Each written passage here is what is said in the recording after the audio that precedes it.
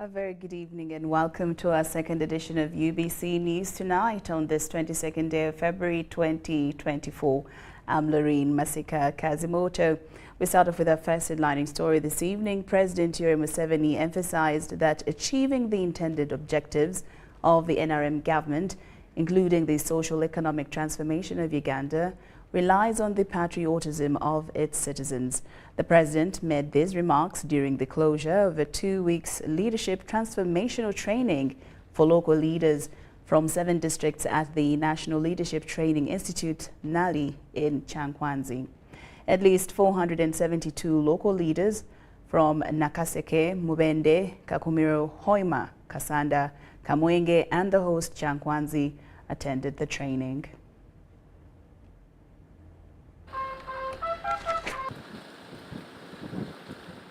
President Yoweri Museveni highlighted that some leaders had previously misdiagnosed the country's issues, and it was the NRM government that rectified these problems when it came to power in 1986. He stressed that a united and patriotic Uganda promotes prosperity, emphasizing the importance of unity over tribal and religious affiliations.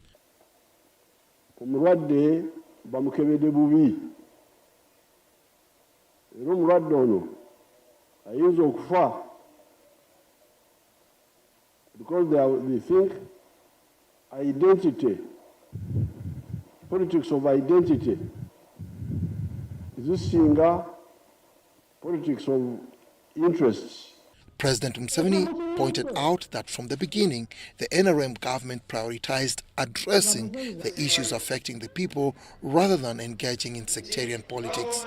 The president urged local leaders to initiate income-generating projects to supplement the emoluments they receive from government. He tasked the Prime Minister with finding ways to support leaders in income generation. Singa muteka wenkola nabanja bana abakulembeze ne bafuna nabo entandikwa.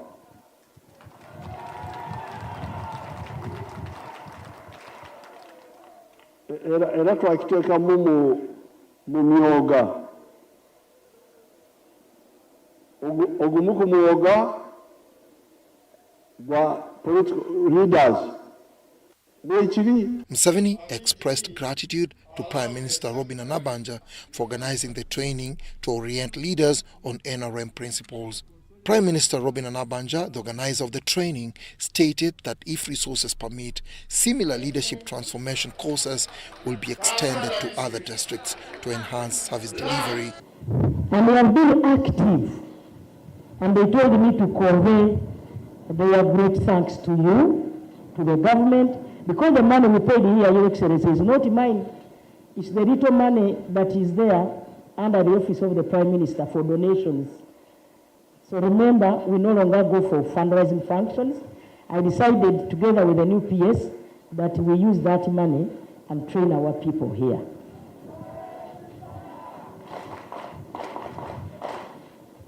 NALI Director, Brigadier Charles Kisembo, mentioned that the leaders have gained knowledge and skills in leadership for improved service delivery. The course participants before you are 472, Your Excellency. During their stay here, the participants were taken through ideology and leadership, time management, introduction to patriotism studies, ways of thinking and understanding reality, transformative discipline and revolutionary methods of work. Some participants praised the NRM government for transforming the country, citing progress in various areas. And we all agree that this training has made us better leaders. We are all in agreement that the time we have spent here has accorded us an opportunity to know more about our country, about where we came from, where we are, and the future that awaits us. The transformational leadership training was attended by District LC5 chairpersons, district councillors, LC3 chairpersons, youth, women, and persons with disabilities, among others. Dennis Igoa for UBC News.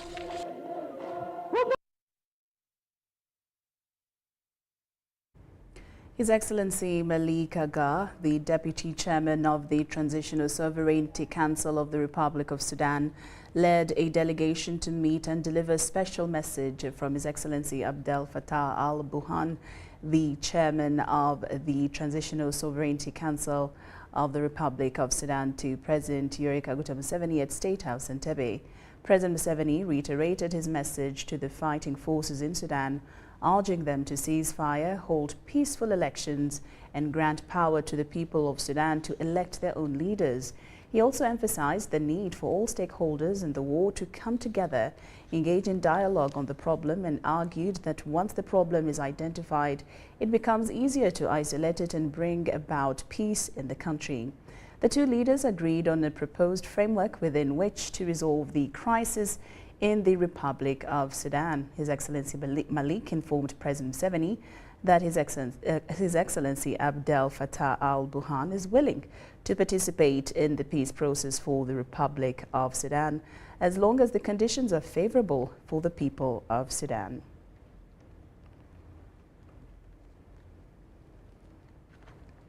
Now, in more news this evening, the Vice President of Uganda, Major Jessica Alupo, has urged graduates to embrace the knowledge attained at learning institutions for the development of the country. She made the remarks at the 14th graduation ceremony at St. Lawrence University, held at its headquarters in Rubaga in Kampala. Today's colorful ceremony is a product of the National Resistance Movement government policy of liberalizing education. This policy has opened its doors to the private sector to invest in education at all levels to complement the efforts of government in human resource development.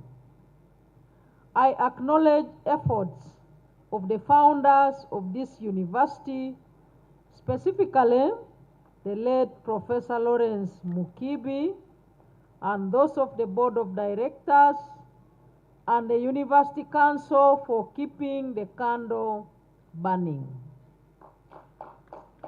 I wish to applaud the team spirit that exists between the founders, the University Council, and the management.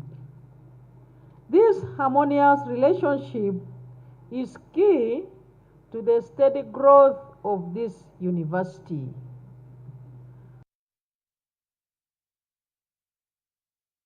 The Parliamentary Committee on Legal and Parliamentary Affairs is yet to clear the rationalization bills brought to its table after the certificate of implication issued by the Ministry of Finance, Planning and Economic Development was found wanting. A team led by the Attorney General, Chiriowa Kiwanuka, asked for more time to verify the certificate before the scrutiny of the bills could proceed. Working on this particular issue as soon as possible. Well, whatever you're going to do, okay, can you contact your client, the minister, so that next time when you come, you can also come with him if you can. No, the law instructed him. You want us to dismiss the case now? That was the environment when the Attorney General Chiriowa Kiwanuka got leave of the Legal and Parliamentary Affairs Committee after the certificate of financial implication was found wanting. And being the Committee of Legal, we don't take legal issues lightly. The committee had on Thursday morning started the process to scrutinize the respective bills under its docket to justify the rationalization move. Last week, the respective line ministries, while tabling the bills for the first reading, also accompanied them with the certificates of financial implication issued by the Ministry of Finance, Planning and Economic Development. Despite this legal procedure, the Legal Committee of Parliament found no room, explaining the cost implication in case the agencies are merged. And in fact, it has been brought to our attention that all the bills, the certificates that were available to us appear in all different bills. These guys are merging public institutions. There will be money to compensate people. there will be money to pay public carriers, to pay service providers, and they have brought a bill that does not say anything. And you don't have to be a lawyer. I'm really shocked. The deputy chairperson of the legal committee, Yusuf Mutembuli, halted the sessions to continue with the bills until the Attorney General addresses the missing gaps. That is why we have decided to adjourn Sindai until this particular matter is addressed. And as the chairperson of the committee, I'm going to write to the Speaker, bring out this to her attention for her guidance before committee can resume, if it is necessary. No, it could have been an oversight on the part of the technical people. I don't want to believe that it was really a trick. It could have been an oversight. I know that it happens. Imagine, and by the way, they are dealing with very many bills. So preparing certificates of financial implication for all those bills definitely can create, loopholes here and there. The bills on the table of the legal committee included the Constitution Amendment Bill, the National Tribunal Bill 2023. The Certificate of Financial Implication gives a way forward of how the revenue estimates of the projected bills will be for at least 2 years, as stipulated in the Public Finance Management Act 2015. I cannot quite answer the questions that you raised to me. I think these questions should be referred to the Ministry of Finance. I'll be happy to continue to explain to you my part on the legal aspects, and then we can come back to the issue of the finance, and then the committee can go on and make its own decision. Daniel Mugoya, Gloria Gutabinji, UBC News.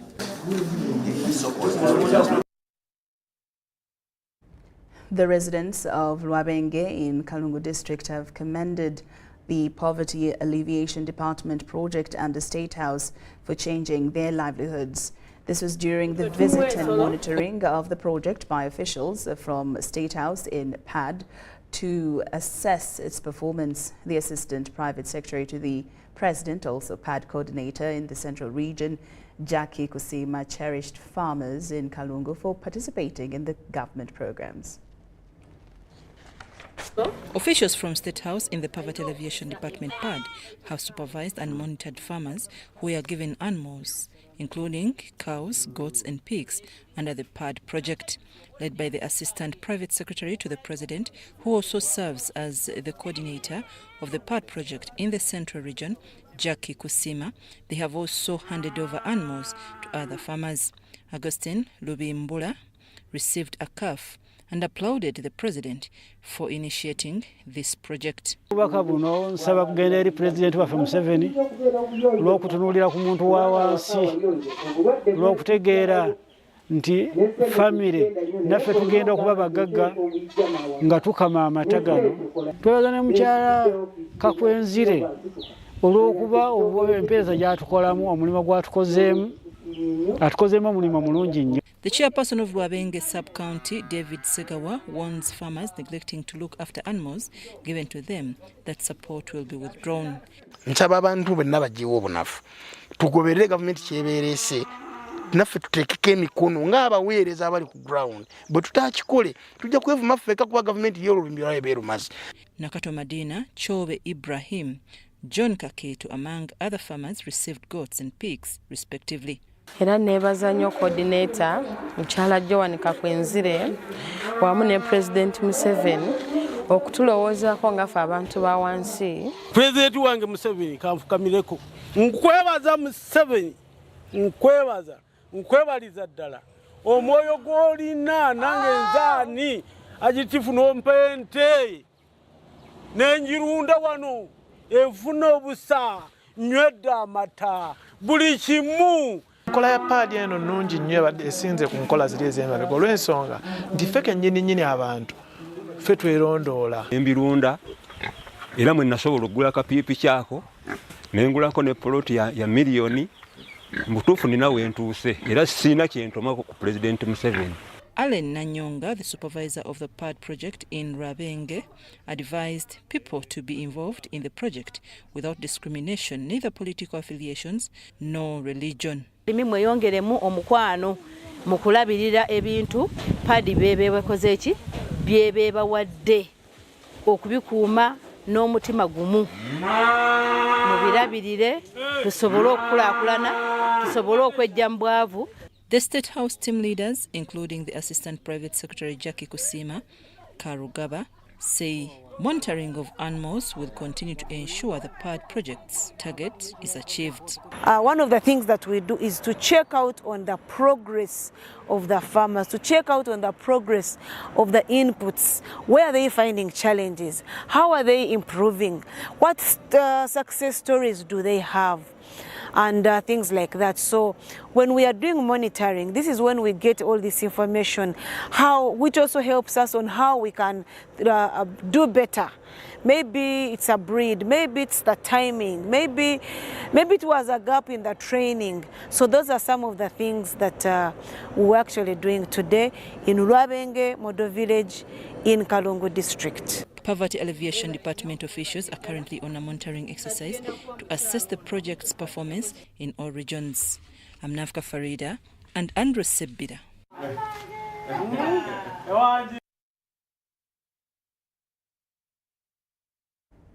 Cultural heritage institutions, in partnerships with other institutions, have embarked on discussions on the process to advocate for negotiations, return and preservation of cultural properties that were taken by colonial masters. According to the Assistant Commissioner in the Ministry of Gender, Bakaye Lubega, government is also taking part in the ongoing global negotiations of restitution of the cultural heritage. Restitution, we are going to be shifting the imbalances of power between Africa and the global north. For several decades, Africans have been negotiating for the return of the cultural heritage that was taken away by the colonial masters. Quite a number of African artifacts and human remains were taken, some of which have remained held in collections in the Western museums. Uganda in particular, kingdoms like Buganda, Bunyoro, Busongora, Busoga, Acholi and Toro Kingdom lost several royal regalia to the colonial master. They included the royal robes, royal spears, backcloth, royal drums, giant spears and elephant tusks. Especially considering that most of our cultural heritage is the one that populates most of the museums in Europe as well as in America, and yet Africa does not have access to those that particular heritage. In the move to make the restitution process a reality, several negotiations, mapping of cultural sites, identification of lost artifacts is going on to build on a framework for restitution, according to the Assistant Commissioner in charge of Culture in the Ministry of Gender, Bakaye Lubega. Through the process, cooperation between national governments and multinational institutions is being done to advocate for return of the artifacts. There is that partnership between the government as well as the private and the traditional cultural institutions. This move is intended to have Africa leverage in economic growth through investment opportunities in trade and tourism and pride in its history of existence. If you want to study about our cultures, you have to go to Europe to study about our cultures. And that means you have to get a visa, you have to get an air ticket, you have to, spend money in Europe to study about your own people. During the dialogue of different cultural representatives convened by Bugungu Heritage and Information Center and Twaweza Communication, recommendations were made on the undertaking. Many of them have been branded as satanic, so we want them back to Africa. Africa has diverse cultures of people with distinctive royal regalia, which had spiritual connotations and attachments, but were disrupted by the colonial masters. By removing those, first of all, they removed our symbol of authority.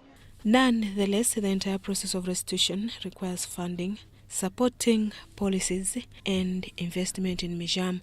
Uganda has a few museums, with many being under the management of private institutions and cultural groups, some of which are not well equipped. Susan Naung and Daniel Lugemwa reporting for ABC TV.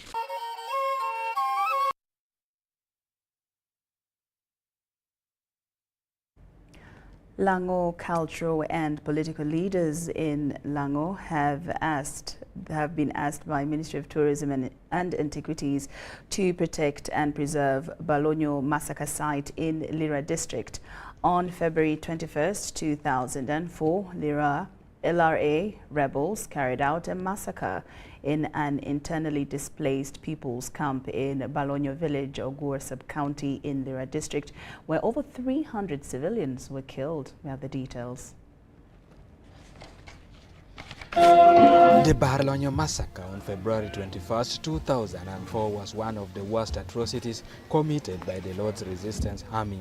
121 people are reported to have been slaughtered by the rebels. 20 years later, the World Monument Site for Peace has been turned into a market and grazing area. Annually, hundreds gather here to pray and remember the victims of the massacre. In 2019, the Ministry of Tourism made the commitment to upgrade the site into a tourism destination. Speaking during the 20th memorial ceremony held on Tuesday 21st at the site, leaders asked the tourism minister to consider fencing off the area to control not only stray animals but also people who are currently misusing the place. So there's a lot that is going through in this community. This community needs psychosocial support. A special grant be given to Facelift Balonyo. Grace Freedom Kweyochwin, the Minister of State for Northern Uganda, witnessed how the site has been abused. She says government plans to compensate the survivors. When our people die, they don't actually die. In spirit, they are there. And I want to ask, where is our culture? Where is our value of respecting graves? I saw people walking on the other one there. State Minister for Tourism Martin Mugara committed to protecting the site for posterity. Even the issues that have been raised by the leadership, we are aware and we are going to support fencing of this site and also training the guide. On the other hand, cultural leaders asked the ministry to facelift Balonyo Memorial Site to act as a central place for commemoration of all massacre sites in Lango. We have mooted a plan as now Cultural Foundation so that we sit together and chart a way forward how we should manage sites such as this all over Lango. Let us also mention some of those prominent sites where people were killed, not only Balonyo. The clergy are also calling for more psychosocial support for the locals, especially after hearing about the rampant cases of murder in the area. People are still lingering upon the pain that they had in the past. Between 2010 and 2013, Ministry of Tourism, with funding from the Norwegian Ministry of Foreign Affairs, renovated the massacre grave and constructed a documentary resource center at Balonyo where women can sell their crafts to the tourists. Adrian, UBC News.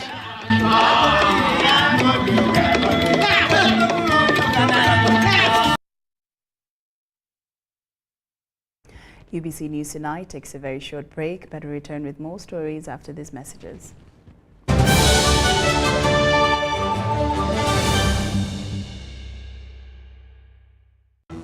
Fred! Osmosis. Freddy! Fred Dollar, my boss, CEO Inojo, the general of generals, the conqueror of conquerors, the first and the final, the sky above the skies, the promised land, the terms and the conditions, the international king crocodile, the source of the Nile. I don't have money today. Just take a polite loan of 200k to stock on my shop. The signs and symptoms of success. The bank commander, not the bank teller. Why hassle for a loan when you've got MTN Momo? We're sorting. Use the Momo app or dial *165*5# for all quick loans. Choose from the different loan options from our partners and get one that works for you. Together, we're unstoppable. The government of Uganda and the Uganda Bureau of Statistics is calling upon all stakeholders such as the chief administrative officers, city mayors, resident city commissioners, city clerks, city and division councillors, wards and LC chairpersons, as well as the residents and business communities to cooperate with the UBOS field teams as we embark on advanced preparations to conduct the National Population and Housing Census on the 10th of May 2024. The census will be a 10-day exercise to obtain statistical data and information that will be used for planning and policy formulation, including information on 1. How many we are, 2. Where we are, 3. How we are living, 4. What we own, and 5. where we access services from. The Uganda Bureau of Statistics has now started listing of households and mapping in the 11 cities of Arua, Fort Portal, Gulu, Hoima, Jinja, Lira, Mbale, Masaka, Mbarara, Soroti, and in the Greater Kampala comprising of Kampala, Wakiso, and Mukono districts. For more information, please call 0755 342 128 or 0773 342 128. This message is brought to you by the Executive Director and Census Commissioner, Uganda Bureau of Statistics. Census 2024. It matters to be counted. Hi, my name is Dennis Masindo Nyango, former Uganda Cranes captain and goalkeeper. My kind of a tank at home is a Crest tank. I use it at the farm and at home. I recommend it for everyone.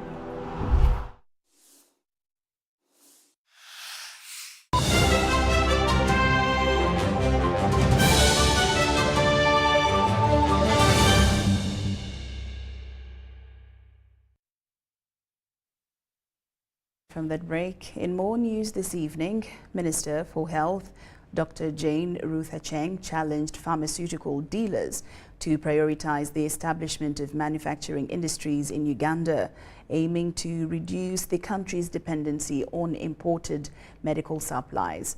The call was made during the opening of the third edition of the Uganda Pharma and Healthcare International Expo at Lugogo in Kampala.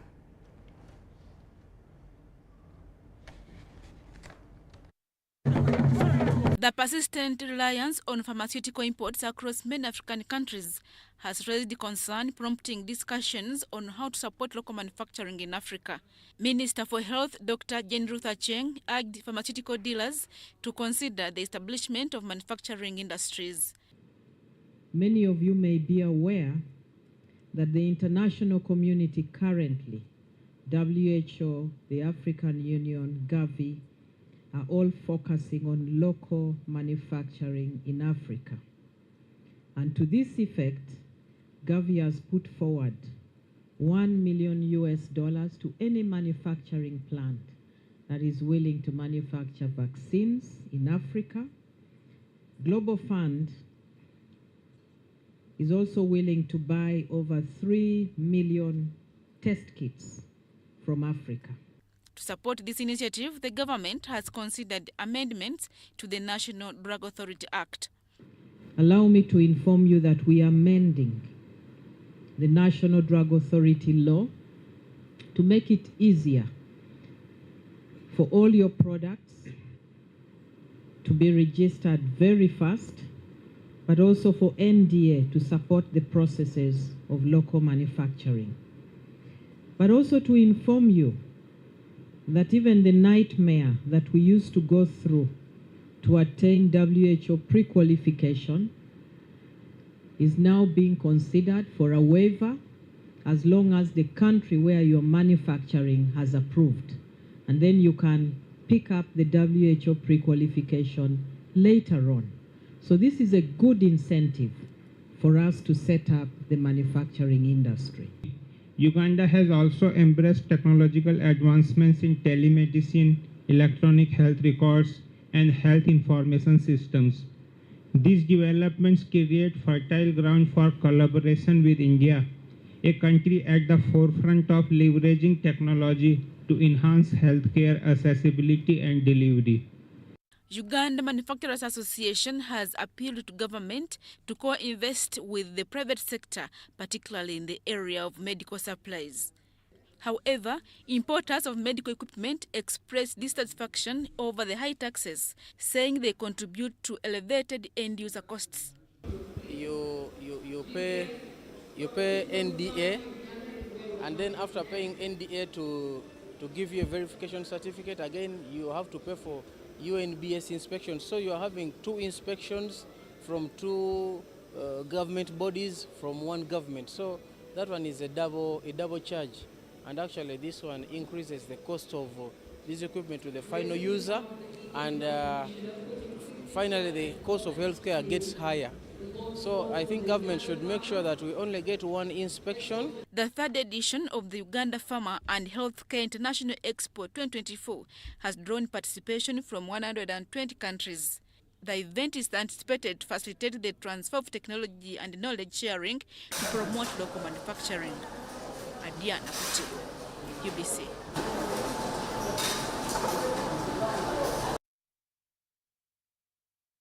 Of Karamojong mothers, along with their babies who were apprehended by KCCA enforcement on the streets of Kampala towards Nam in G77 plus China summits, have been sentenced to 1 month imprisonment or 1 month of community service in Napak district.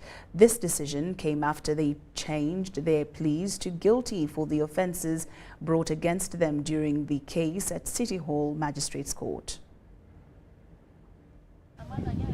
The suspects, who have been in Luzila government prison since January 30th, 2024, initially denied the charges. However, on Tuesday, they have appeared at City Hall Magistrates Court before Magistrate Eddie Gakalakire. These women carrying babies are from Karamoja sub-region. In court, they were charged with charges of sending children to beg on the streets of Kampala. However, they initially denied the charges, but later they pleaded guilty. They requested for a lenient sentence from the court, citing that they haven't wasted court's time. Alternatively, they asked court to be sent back to their home districts to start a new life. Also saying their children being the same. But the same children, sometimes our person also participates. The prayers were not objected by the prosecution, led by Hilary Musimenta. Magistrate Edgar Karakile sentenced them to 1 month imprisonment or rehabilitation in their home districts. Additionally, they are required to serve 1 month of community service in their respective districts. Magistrate Kakaile, however, warned them against sending children to beg on the streets. The maximum sentence for the offense against these people is a jail term of 6 months. Despite efforts to curb the increasing number of children on different streets across the country, the situation persists, with the streets still crowded with these children. Deborah Namamonde, UBC News.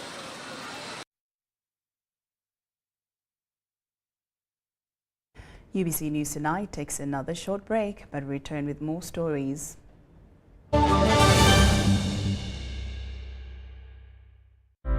Ebiseera by'okuzaayo abaana mu masomero tebiteekwa kukaluubiriza n'akatono. Eno kusimba nnyiriri mpanvu, kano kalippagano ka bidduka. Simanya kuzunga na banka siripsi. Kati osobola okusasula school fees z'omwana wo ate n'okola n'ebirala ntoko ku ssimu ye ey'omu ngalo. Ekikola kyangu nnyo. Nyiga bunyizi *5*8 ogoberera ebikulagiriddwa oba okozese app ya MTN Momo. Ate kati okola ki olwaleero? MTN Mobile Money Uganda Limited erungamizibwa banka enkulu ya Uganda. Nyati Motion Pictures brings you Tuko Pamoja Ankole segment. Learn about the fabrication of Ankole Kingdom from Nkore, the beautiful village of milk and honey at the detriment of Mpororo states. Ankole as a kingdom came about in 1901. Ankole is a colonial fabrication. And all these small kingdoms were counties of the original Itara. Ruhinda Ruanjunachi, who was a Mchwezi, the son of Wamara Rhanja Njojo Rwabwera. And that's the rulers of Ankole called Bahinda. Who are the pre-colonial heroes from Ankole? Is it Rutaraka, Muguta? Is it Intare, Kitabanyoro? Find out from Tuko Pamoja. Premiering on Wednesday, 28th February at 5 p.m. to 9:30 p.m. at the National Theatre. To get a ticket, call 0778 787 660. Tuko Pamoja?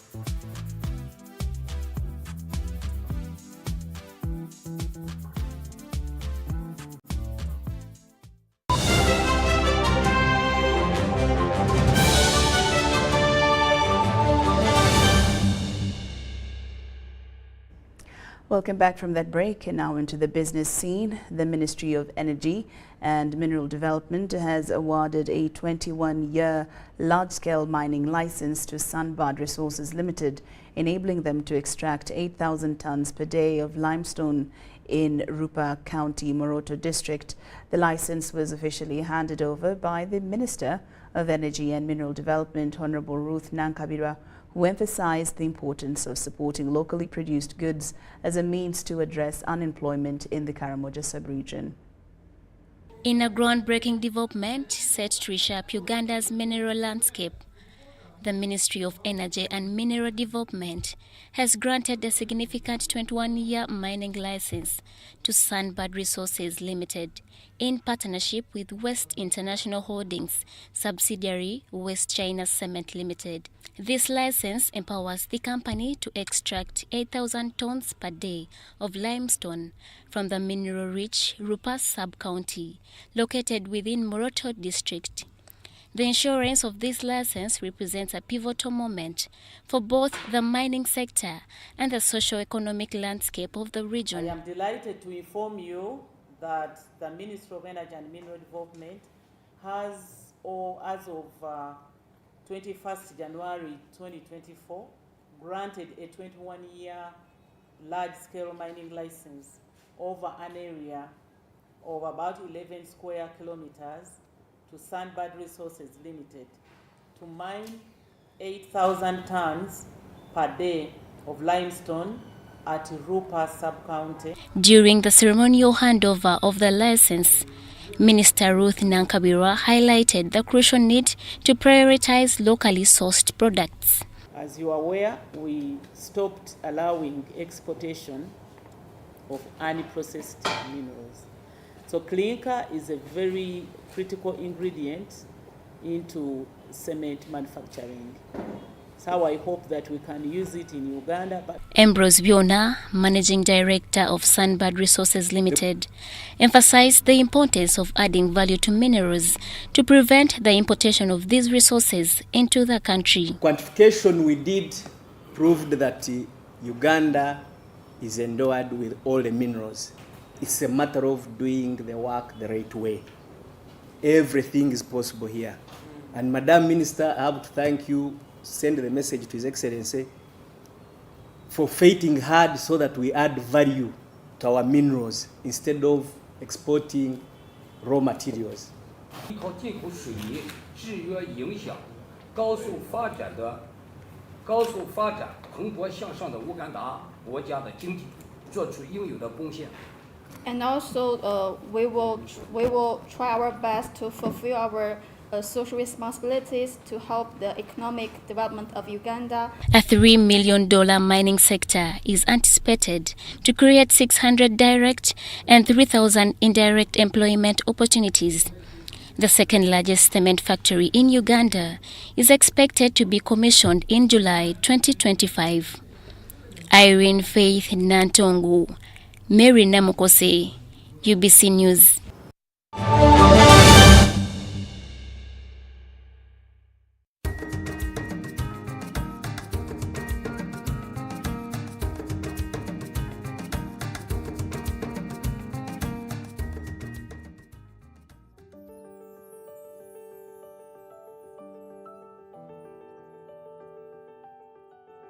I am the chairperson of this group that got money. The group is called Kalsandala HIV/AIDS Craftswomen Group. UWEP gave us money in 2017 and they gave us 3.3 million Ugandan shillings. We used it in 1 year and got 23 million out of it.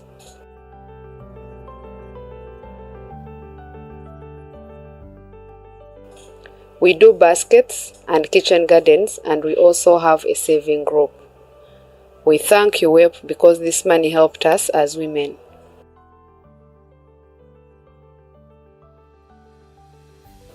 Women can now educate their children and build houses because many of them are single mothers. We work without jealousy because we want to leave a legacy that even those who will be around tomorrow will appreciate.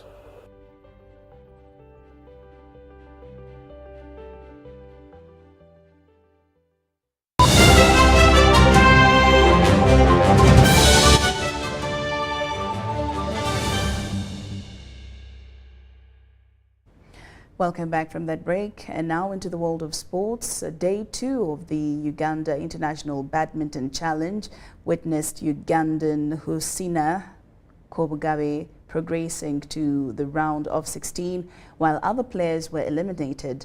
The Uganda Under-20 football team has arrived in Ethiopia to participate in the Dia Cup, and Rugby Africa has voted for Uganda to host the Rugby Africa tournament in 2024 and 2025.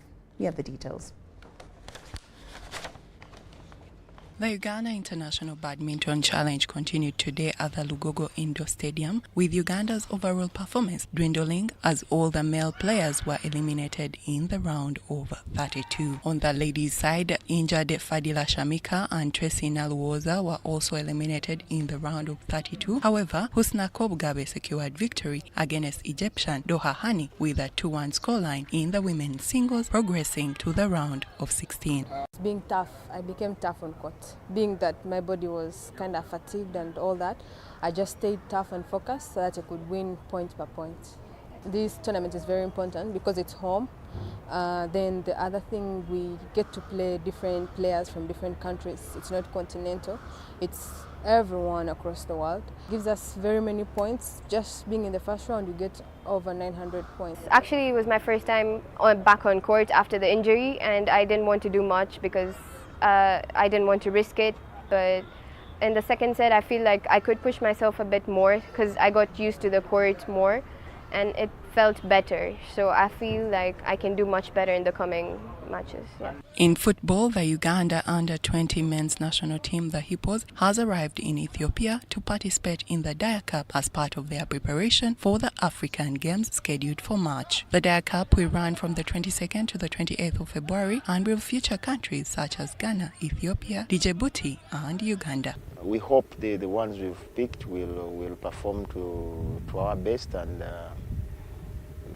we know the players, we've seen those who have the fitness, who have the capability of pushing and taking us where we want to reach.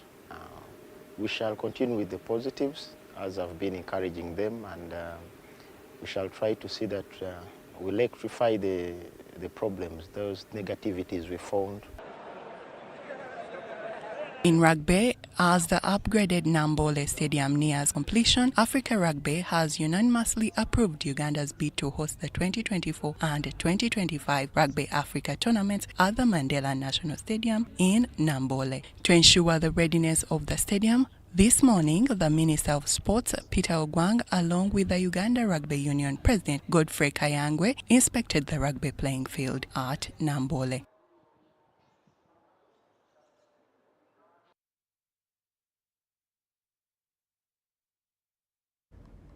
And that wraps it up here on UBC News Tonight. Thank you so much for your company.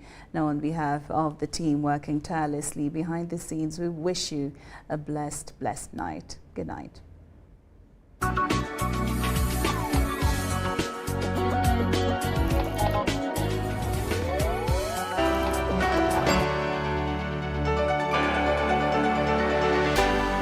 UBC, inspiring Uganda.